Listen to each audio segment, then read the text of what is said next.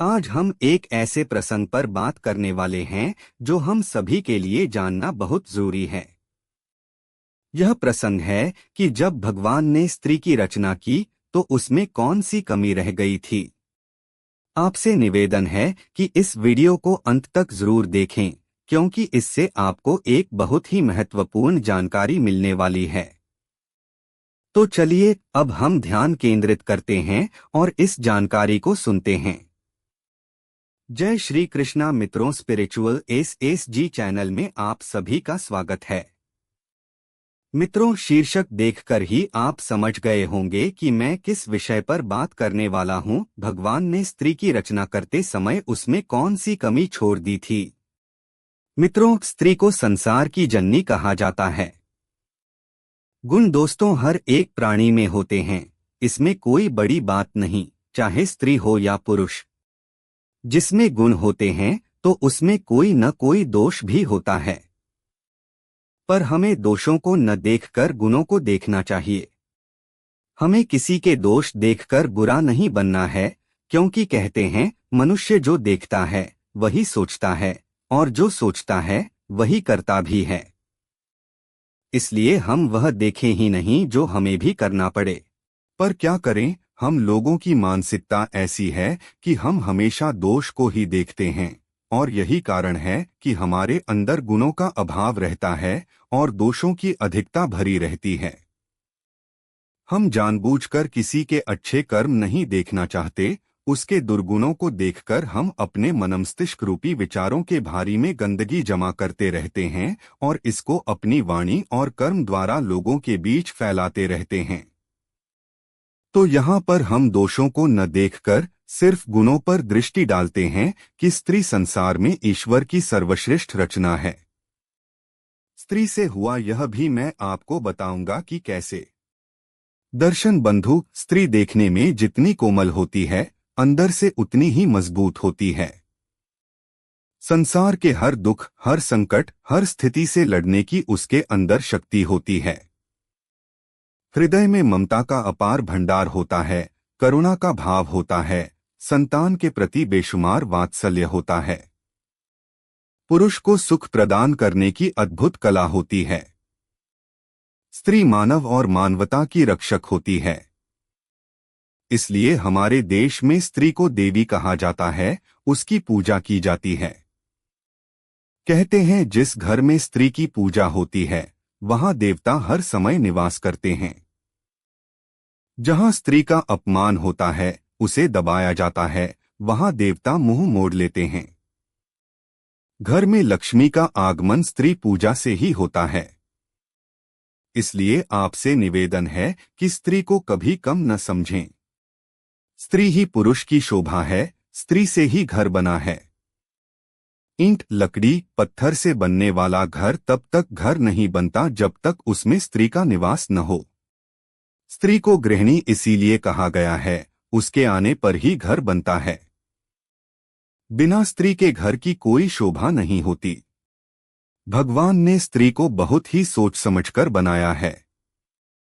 स्त्री बनाने में परमात्मा ने काफी समय लिया था, ताकि उसमें किसी तरह के गुणों का अभाव न रह जाए।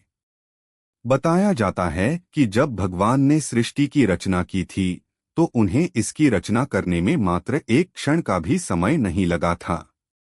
पर जब भगवान ने स्त्री की रचना की तो इसमें उन्हें काफी समय लग गया था।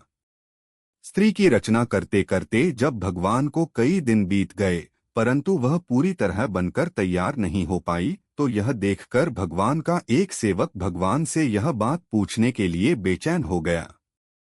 दूत ने भगवान से पूछ ही लिया, परमेश्वर, आप सृष्टि के रचयिता, करोड़ों ब्रह्मांडों की रचना करते हैं, अब यह ऐसी कौन सी रचना है जिसमें आपको इतना वक्त लग रहा है। तब अपने सेवक के प्रश्न का उत्तर देते हुए भगवान कहते हैं, हे पार्षद, यह मेरी सर्वश्रेष्ठ रचना है। इसे दुनिया में स्त्री नाम से संबोधित किया जाएगा। इसके अंदर मैं अपार गुणों को प्रतिष्ठित कर रहा हूँ, ताकि हर काम के लिए मुझे पृथ्वी पर न जाना पड़े। मेरी संरचना के कई रूप और कई नाम होंगे, लेकिन फिर से अपने आप को संभालकर एक नई जीवन का संचार करेगी। यही इसमें विशेष गुण कहलाएगा कि यह स्वयं दुख सहकर, रोग शोक से ग्रसित होने पर भी उसे सहन करते हुए अपनी जिम्मेदारियों को, अपने कर्तव्यों को निभाती रहेगी। दर्शन बंधु, भगवान के मुख से स्त्री की सहनशीलता और कर्तव्यपरायणता को सुनकर वह सेवक हैरान रह गया कि आखिर इसकी आकृति तो पुरुष की तरह है। 2 हाथ, 2 पैर, आँख, नाक, कान, मुख सब पुरुष के समान हैं। फिर यह अपने दोनों हाथों से इतना सब कुछ कैसे कर पाएगी? भगवान बोले, हे पार्षद, यह पुरुष के जैसी दिखती है, फिर भी इसके अंदर यह सब करने की क्षमता होगी, इसलिए इसे मेरी अद्भुत रचना कहा जाएगा। भगवान की बात सुनकर पार्षद ने उसे छूकर देखा कि देखें यह कितनी कठोर है, जो हर विपत्ति को सह सकती है। जब उसने उसे छूकर देखा तो वह बहुत कोमल थी। वह एकदम से हंस पड़ा। भगवान ने पूछा, क्यों हंस रहे हो? तब वह पार्षद बोला, प्रभु, आप कह रहे हो कि हर स्थिति से लड़ सकती है। मैं यह सोचकर हंस रहा हूँ कि आपने बनाई तो बहुत नाजुक है, हर स्थिति से कैसे लड़ पाएगी? मैं तो सोच रहा था कि यह पुरुष की अपेक्षा बहुत कठोर होगी, पर इसे तो आपने फूलों की तरह कोमल बना दिया है। तब भगवान ने पार्षद ने देखा कि उस स्त्री रूपी रचना के गालों पर पानी की झलक थी। उसने उसके गालों से हाथ लगाया तो सचमुच उसके गालों पर पानी की बूंद थी। पार्षद ने पूछा, हे प्रभु, इसके गालों पर पानी क्यों बह रहा है? तब भगवान बोले, इसकी आंखों से निकलने वाले आंसुओं का पानी है। यह पानी तभी निकलेगा जब यह अंदर से अपने आप को दुखी महसूस करेगी, जब इसके अंदर किसी तरह की वेदना होगी, चाहे वह शारीरिक हो या मानसिक, उसी समय यह अपने दुख को इन आंसुओं के द्वारा निकालकर बाहर कर देगी। इसके मन की सारी पीड़ा, सारी व्यथा आंसू का रूप लेकर बाहर निकल जाएगी और यह फिर से अपने आप को उतना ही मजबूत बना लेगी। अपने दुखों को भूलने का इसके पास यह सबसे अच्छा माध्यम होगा और इसकी ताकत भी होगी। यह अपने आंसुओं से अच्छे को झुका भी सकती है। दर्शन बंधु, भगवान की बात सुनकर सेवक बोला, हे भगवान, संसार में एक अनमोल रत्न भेज रहे हो, और सच बात है बंधु, स्त्री का त्याग, बलिदान, साहस और सहनशीलता वास्तव में अद्भुत और अकल्पनीय है। त्याग इतना बड़ा जो कोई नहीं कर सकता। किस प्रकार वह अपने माता पिता, भाई बहन, सगे परिजनों से अलग होकर विवाह करके किसी दूसरे पुरुष के साथ जीवन भर साथ रहने का प्रण करती है। जरा सोचो, यदि तुम अपने माँ बाप, भाई बहन, घर परिवार से कुछ दिन के लिए अलग हो जाते हो तो तुम्हें कैसा लगता है? वह तो अपने उन परिजनों से हमेशा के लिए अलग होकर जीवन भर तुम्हारे साथ रहने आई है, जिनके साथ वह खेली कूदी बड़ी हुई, जिनके साथ अनेक प्रकार की भावनाएं जुड़ी हुई थीं। उन सबको उसने कैसे छोड़ा होगा? और फिर किस तरह एक अनजान स्थान पर जाकर, जहां उसका कोई परिचित नहीं होता, वहां वह रहकर जीवन की तलाश करती है, एक नए सिरे से खुशियों को एकत्रित करती है, उनमें ढलने का प्रयास करती है, उनमें अपना सुख दुख बांटती है।